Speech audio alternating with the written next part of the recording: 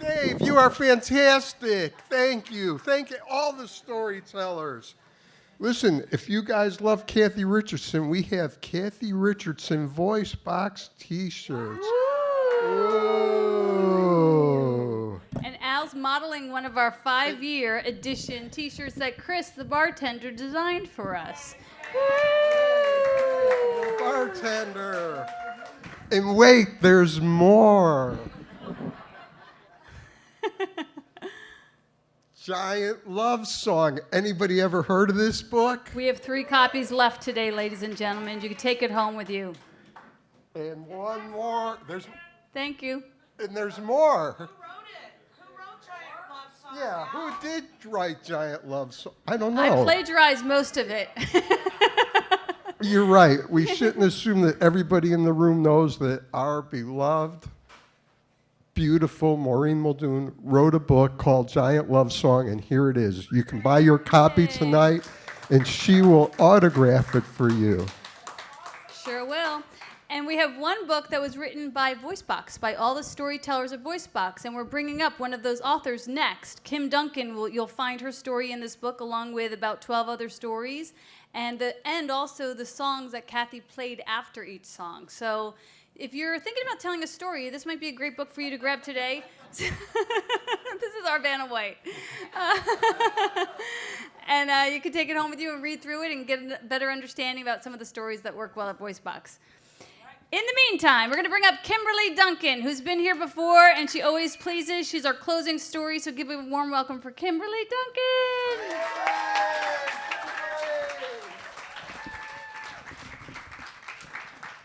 So, Joan, thank you for my stone.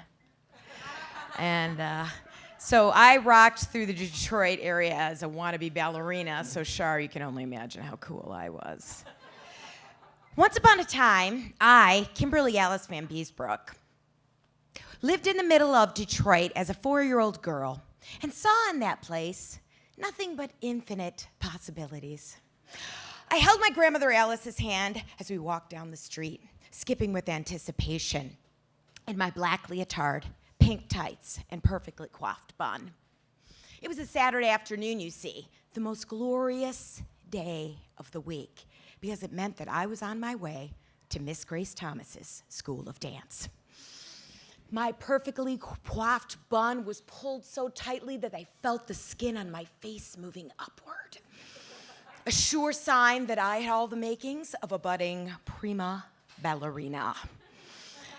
My grandmother signed me up for ballet lessons, probably because Miss Grace Thomas's School of Dance was literally down the street from her house and she didn't drive. But to me, if you harbored dreams of being a ballerina, the only place you could go was Miss Grace Thomas's School of Dance in the budding cultural metropolis of Detroit. As you came to the end of my grandmother's street, you turned the corner and found a convenience store that my grandmother never thought was very convenient because she refused to shop there. And then across the street, there was a post office. And next to that was the car wash. And next to that was the Guilford Bar, where my family spent all the time in the world. Back in the 70s, everybody brought their kids to bars. It was a place where you could meet and greet other Belgian people while drinking very small glasses of beer that I think were in very small glasses to make you think you weren't drinking a lot of beer. You would chain smoke cigarettes and win and lose at endless games of cards and then drive yourself home without a seatbelt. Farther down the street, there was the Harper Sports, where my brother Robert bought all his hockey equipment that he would later try to kill me with. A little further down the street, there was the Lobster Pot, where the freshest seafood in the greater Detroit area was served. And then a little further down the street was my favorite, Vergoti's, which was actually a butcher shop. But at the age of 4, I didn't know that. See, we would go to Vergoti's and my mother would go play with the chickens. And so my brother and I would go to the next room that held tons of cages with live chickens in them. And, you know, I just would play and talk to the chickens and, you know, really become friends with them. And I thought this magical land of chickens was kind of like a zoo. You know, but my mom neglected to tell me that it was actually a fucking slaughterhouse. Because you could pick your chicken that you wanted for dinner, and the butcher would chop its head off, pluck out all its feathers, wrap it up in that handy-dandy white butcher shop paper, and you take it home and have it for dinner. Yummy. By the time I figured out what Vergoti's really was actually closed, you know, but I felt kind of bad. I felt like I should probably apologize to some of those chickens for giving them false hope, you know, especially like the ones that I pointed out to my mom, like, Mom, look at this fat one, isn't it cute? I mean, I might as well have been saying, Mom, look at this fat one, chop his fucking head off so we can eat it for dinner. Oh, won't you please? But if you went back down the street by the convenience store that my grandmother refused to shop in, right around the corner, you would come to Miss Grace Thomas's School of Dance. And when you opened that door and the bell that hung on the door would ring, all of the outside world of lobster pots and car washes and bars and chicken slaughterhouses would completely vanish into this magical fairyland of toe shoes and classical music and the clear, high, beautiful voice of Miss Grace Thomas herself. She studied in the Corps de Ballet in Paris, and she was taught the Cicchetti method of dance, which she taught all her students. And when we were really young, she would say, "Whom do we study, children?"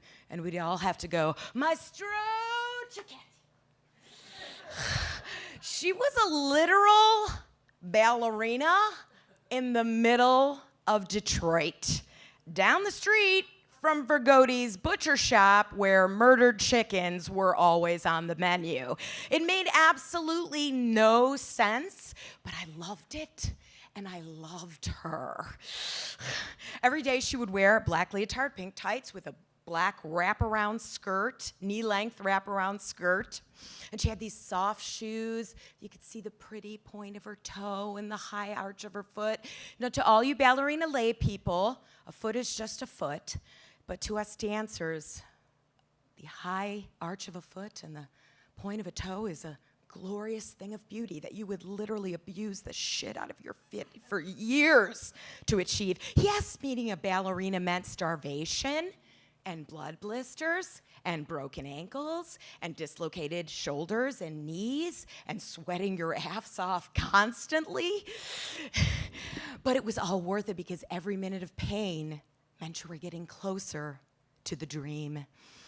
Miss Grace Thomas's dance studio was a big, long studio with a wooden floor, bars attached to one wall, not the drinking kind, these were the holding on to kind, and then mirrors attached to another wall. And like most dancers, I spent the majority of my life looking into mirrors and seeing, sometimes seeing beauty, sometimes seeing reality. But at the age of 4, I looked into that mirror, and the only thing I saw was a diva. Miss Thomas taught us how to hold the bar lightly, never grip. When you had to turn to the other side, you always turned toward the bar, never away. She taught us to plie and to releve and to échapper and to changement and to battement. And I ate all this knowledge up like a Belgian waffle smothered in whipped cream.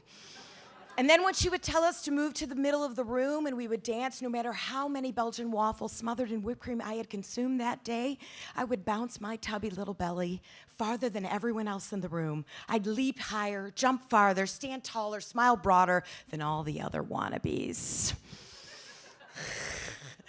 I remember Miss Thomas went up to my grandmother once and said, "Kimberly is a natural." And so I asked my grandma, "What does that mean?" And my grandmother said, "It means that you're a born performer. When all the other kids just do the steps, you dance the steps. When all the other kids kind of are okay, you shine through as a true ballerina." And those words were classical rock music to my ears. Growing up, I had a home with my mom and dad, and I had a sometimes home with my grandma and grandpa. And now, little Kimberly, dancing girl, had a home at Miss Grace Thomas's School of Dance. And I didn't know it then, at 4, but I started to get what life was really like. and I figured out that there was no such thing as a chicken zoo, and that Detroit, with its race riots and unemployment and corruption, might not be filled with infinite possibilities after all. And the street my beloved dance studio was on was maybe not the best street. But when I walked through that door and that bell would ring and the smell of sweat would hit my nose and the vibration of that classical music would move through my skin and I would hear the dulcet tones of Miss Grace Thomas's voice, none of that mattered. Because soon I would be dancing. I would be pliéing, échappéing, pas de bourrée. I knew where I was and why I was. I was home. And in my own little weird corner of Detroit, all was right with the world.